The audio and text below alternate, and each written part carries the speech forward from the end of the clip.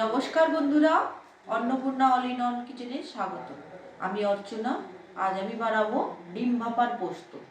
ওই জন্য আমি গ্যাস জেলে কড়াইয়ে জল বসিয়ে দিয়েছি। আর একটা এরকম অ্যালুমিনিয়ামের বাটি দিয়েছি। এই বাটিটার মধ্যে আমি ডিম ভাপাটা করব। একটা স্ট্যান্ড বসিয়ে দিলাম।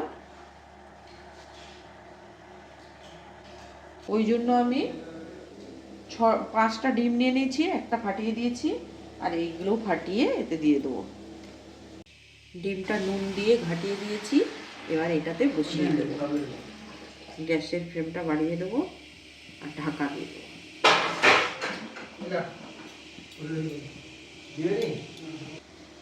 দিয়ে ঢাকা দিয়ে দেবো।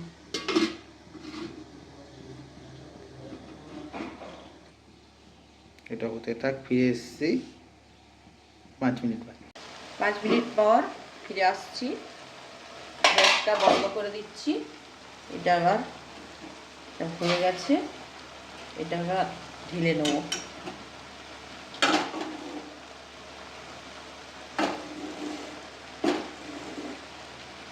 এটা ঢেলে নিয়েছি, এবার পিস পিস করে কেটেও নিয়েছি। এবার পোস্ত বানাবো। গ্যাস জেলে দিয়েছি, আবার কড়া বসিয়ে দিয়েছি। এবার কড়াতে তেল দিয়ে দিলাম অল্প। এটা অল্প তেলের রান্না।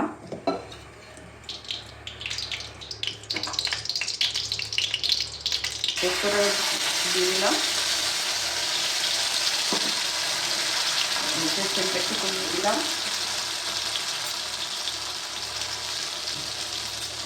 পোস্ত দিয়ে দিয়েছে তেলের উপর।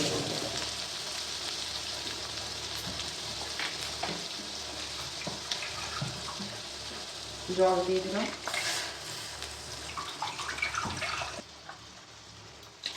জল দিয়ে দিলাম একটু।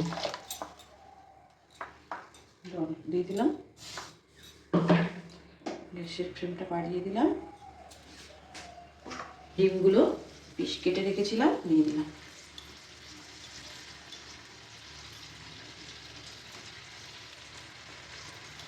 ডিমগুলো বেশ নরমও হয়েছে, সফট বা কেকের মতো হয়েছে। হ্যাঁ, খুব সুন্দর হয়েছে। আপনারা ভিডিওটা দেখছেন বলে কিছু বুঝতে পারছেন না, একটু অতটা অসুবিধা হচ্ছে, কিন্তু বিশালই সফট হয়েছে।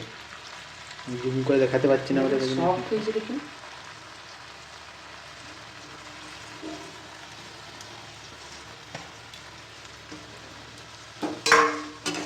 দিলাম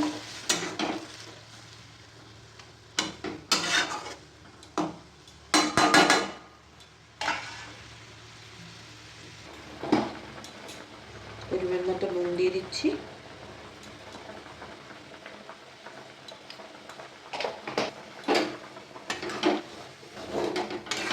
একটু নেড়ে নিলাম।